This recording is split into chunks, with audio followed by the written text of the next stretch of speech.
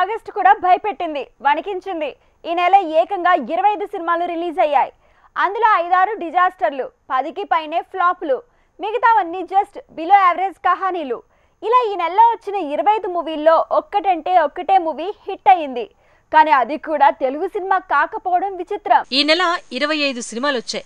అందులో సగం హిట్ అయినా 1000 కోట్ల బిజినెస్ అయ్యే లెక్క. కానీ ఏమైంది? 2 డజన్ల ఫ్లాప్లతో ఈ మంత్ బాక్సాఫీస్ స్ట్రెంత్ వీక్ అయింది. కేవలం ఒకే ఒక జైలర్ హిట్ తో సరిపెట్టుకోవాల్సి వచ్చింది. అది కూడా ఓ తమిళ మూవీ అవటం ఆలోచనల్లో పడేస్తోంది. ఈ నెల భోలా శంకర్ మూవీతో వసూళ్ల వరద తీసుకురావాలనుకున్న చిరంజీవికి చుక్కెదురైంది. భోలా శంకర్ చిరు కెరీర్లోనే బిగ్గెస్ట్ డిజాస్టర్ గా నిలిచింది. అలా ఈ నెల బిగినింగ్ నుంచే తెలుగు సినిమా వెలుగులు మిస్ అయ్యాయి. భోలా శంకర్ కంటే ముందొచ్చిన జైలరే ఇంకా 540 కోట్ల వసూళ్లతో దూసుకుపోతోంది.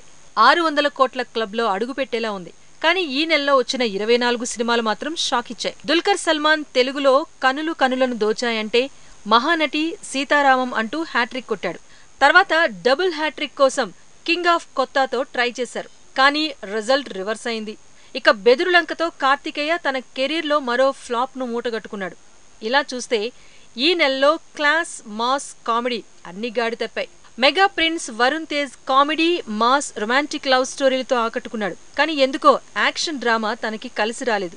గాంధీవధారి అర్జున తన కెరీర్లోనే బిగ్గెస్ట్ ఫ్లాప్ గా నిలిచింది. ఇలా ఈ నెలంతా డిజాస్టర్స్ తోనే బాక్సాఫీస్ ఊగిపోయింది. ఈ నెల బాక్సాఫీస్ బ్యాడ్ లక్ ఎలా ఉంది అంటే boys hostel movie team 1+1 offer ప్రకటించాల్సి వచ్చింది.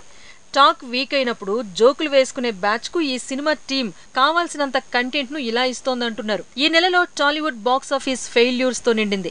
కన్నడ, మలయాళ మూవీలు కూడా ఇక్కడ ఈ నెల ఫెయిల్యూర్స్ నే ఫేస్ చేశాయి. ఒక్క తమిళ్ మూవీ జైలర్ మాత్రమే వసూళ్ల వరద తీసుకొచ్చి దుమ్ము దులిపింది.